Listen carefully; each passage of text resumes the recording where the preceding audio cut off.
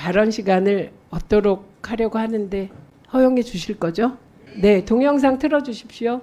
뉴스룸의 앵커 브리핑을 시작하겠습니다. 많이들 아시겠지만 언론은 언론학자들 사이에서 흔히 개에 비유되곤 합니다.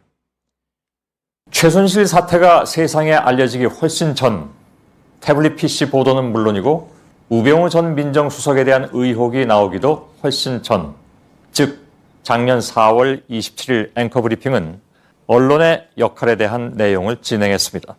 그중에 가장 많이 등장하는 것은 워치독과 랩독입니다. 워치독은 감시견을 뜻하죠.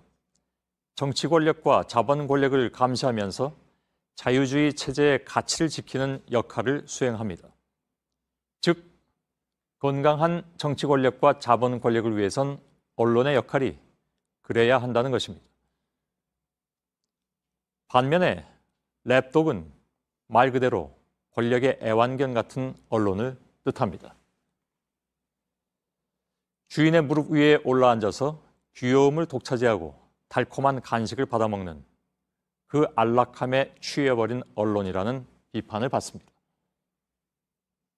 랩독은 결코 권력 구조에 비판적일 수 없습니다. 다만 거기에 동화되고 기생할 뿐이죠.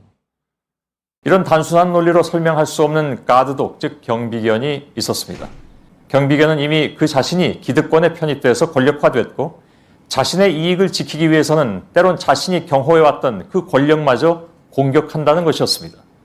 당시는 여당이 선거에서 패한 직후였고 대통령의 힘이 비로소 약화되고 있던 시점이었죠. 그러니까 지금 벌어지고 있는 모든 상황들의 변곡점은 민심의 심판을 받은 그 총선이었을 것입니다.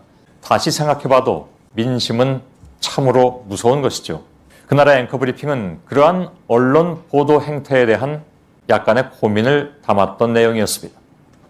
혹자는 당시의 앵커 브리핑이 그 이후에 벌어질 언론 상황에 대한 예견이었다 말하기도 하지만 굳이 예견이랄 것도 없이 이런 현상은 과거에도 반복됐었고 앞으로도 얼마든지 반복될 수 있는 일이었습니다. 누구의 지배도 받지 않고 아무도 지배하지 않는 것. 요는 살아있을 것이냐, 살아있지 않을 것이냐이다. 나는 길들지 않는다. 모든 언론이 최소한 나는 애완견은 아니라고 외치고 있는 지금 진정한 의미에서 길들지 않은 사람들의 독립운동은 언제 끝날 것인가? 과방위에서 방송사법을 통과시켰습니다. 과방위가 통과시킨 방송사법의 가장 큰 목적은 권력으로부터 언론의 경영 환경이 독립되는 것입니다. 권력의 눈치를 보지 않고 권력을 비판해도 가능한 언론 환경을 만들자라는 것이죠.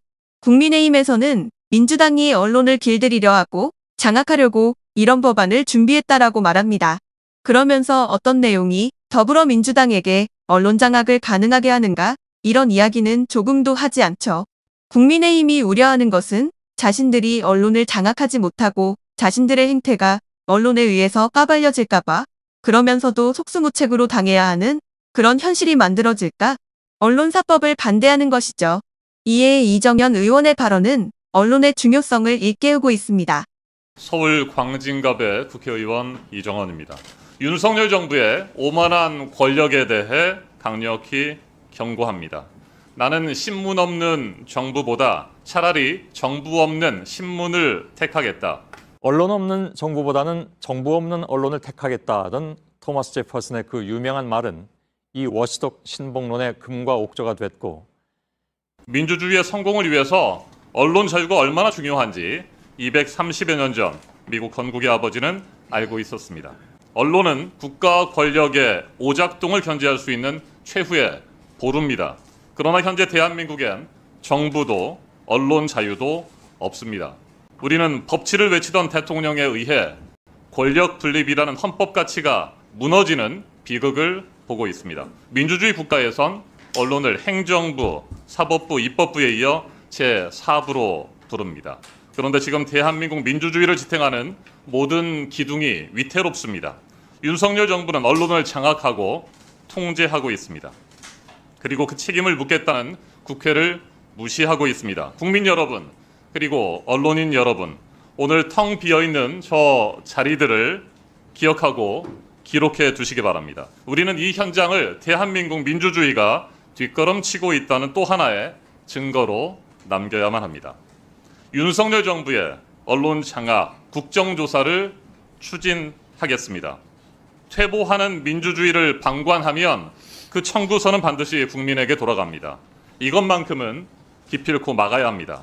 언론 장악, 국정조사 실시로 윤석열 정부의 언론 장악의 위법성과 무도함을 바로잡아 나갈 것입니다. 7월 임시국회에서 반드시 추진하겠습니다. 권력은 영원하지 않습니다. 국민 위에 군림하려는 권력, 국민을 우습게 하는 권력은 절대 성공할 수 없습니다. 한상혁 방통위원장 해임을 시작으로 류희림 방심위의 비상식적인 심의 남발까지 이 정부는 집권 25개월 동안 일사천리로 언론 장악 프로젝트를 가동하고 있습니다. 국정조사로 낱낱이 밝혀야 합니다. 마지막으로 오늘도 상임위 회의에 참석하지 않고 민의를 대변하는 국회를 존중하지 않는 여당 의원들에 대해 강한 유감을 표합니다. 방송사법 관련한 입법청문회가 예정되어 있습니다. 자유롭고 책임 있는 언론 개혁으로 나아갈 첫걸음입니다. 방송사법은 정권에 따라 흔들리는 언론 자유를 지키는 법입니다. 보수가 집권하든 진보가 집권하든 권력자가 아니라 국민의 편에 서는 언론 환경을 만들자는. 지금부터 중요한 사항을 말씀드리겠습니다. 약 1분만 집중해서 들으시길 바랍니다. 제가 유튜브 구독자분들을 위해 특별히 준비했습니다. 이슈 뉴스만 잘 챙겨보셔도 충분히 돈을 벌 수 있는 방법이 있다고 말씀드렸는데요. 이 사진을 보시면 어떤 생각들이 드시나요? 단지 이런 뉴스가 있구나는 생각뿐이라면 잘못 생각하고 계신 겁니다. 그 이유가 무엇이냐면 제가 6월 말 7월 초에 뭐라고 말씀드렸나요? 지금은 바이오에 관심을 가져야 한다라 분명히 계속 말씀을 드리고 투자 쪽으로도 생각을 해봐야 한다고 말씀드렸습니다. 이런 유튜브 영상 썸네일을 많이 보셨을 텐데요. 이런 바이오 관련 이슈가 되었을 때 투자자 또는 부자들은 어떤 생각할까요? 바이오 관련해서 이슈가 많이 발생하고 있으니 바이오 관련주가 무엇인지 어떤 종목이 가장 좋을지 어디 투자를 해야 돈이 몰릴 수 있는지 자연스럽게 생각한다고 말씀드렸습니다. 그 이유는 바로 이슈가 곧 돈으로 이어지고 그 이슈가 나에게 돈을 벌어준다는 경험적 확신이 있기 때문입니다. 지난번에도 유튜브 구독자분들과 함께하는 주식으로 수익 내기 프로젝트를 진행했었는데요.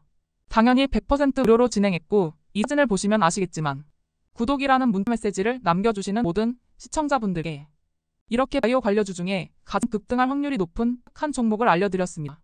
사진을 보시면 아시겠지만 6월 말 라파스를 추천드렸는데요. 정확히 얼마에 매수하고 어떤 종목을 사야 하는지 어느 지점에서 팔아야 하는지 이런 부분들까지 여러분들에게 정확히 알려드렸습니다.